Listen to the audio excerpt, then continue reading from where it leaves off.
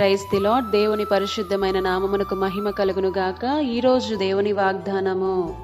ఒక స్త్రీ మిక్కిలి విలువగల అచ్చ జటామాంసే అత్తరబుడ్డి తీసుకుని వచ్చి ఆ అత్తరబుడ్డి పగులగొట్టి ఆ అత్తరు ఆయన తల మీద పోసెను. మార్కు సువార్త 14వ అధ్యాయం 3వ వచనము. ఈ ఉదయకాల సమయములో జీవము గల దేవుడే మనతో మాట్లాడుతున్నాడు.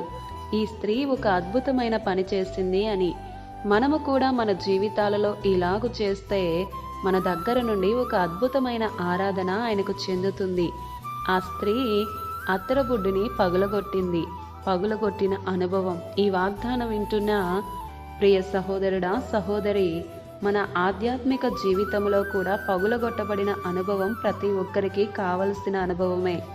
అత్తరబుడ్డి పగులగొట్టకపోతే దాని వాసన ఎప్పటికీ ఎవరికీ తెలియదు. ఇప్పుడు దాని ప్రత్యేకత, అసలైన సువాసన మనకి తెలియాలి అంటే అది పగులగొట్టబడాలి. అత్తరబుడ్డి ఏంటా అని అనుకుంటున్నారా? మన హృదయమునకు సాదృశ్యంగా ఉంది.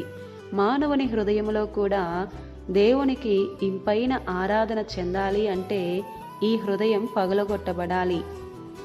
ఈ పగులగొట్టబడిన అనుభవమే లేకపోతే హృదయములో నుండి వచ్చే ఆరాధన దేవునికి వెళ్ళదు.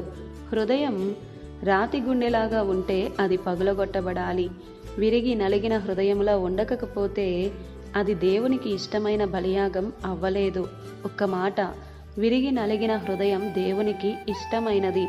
పగులగొట్టబడితేనే ఒక సువాసన అనేది బయటికి వస్తుంది.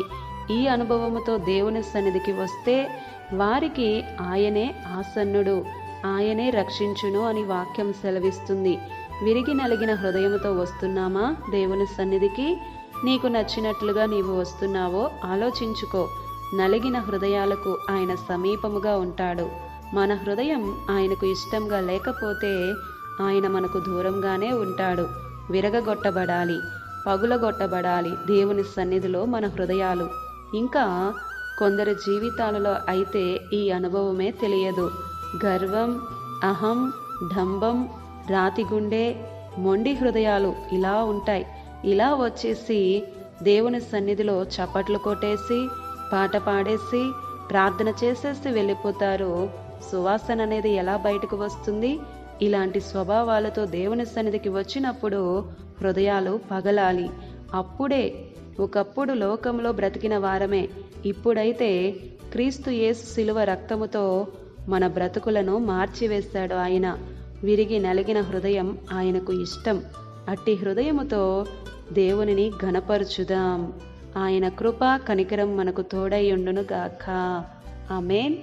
ఈ దిన వాగ్దానం మనందరి జీవితాలలో నెరవేరాలని కోరుతూ దేవుని సువార్త పరిచర్యలో మీ సహోదరి ప్రసన్న.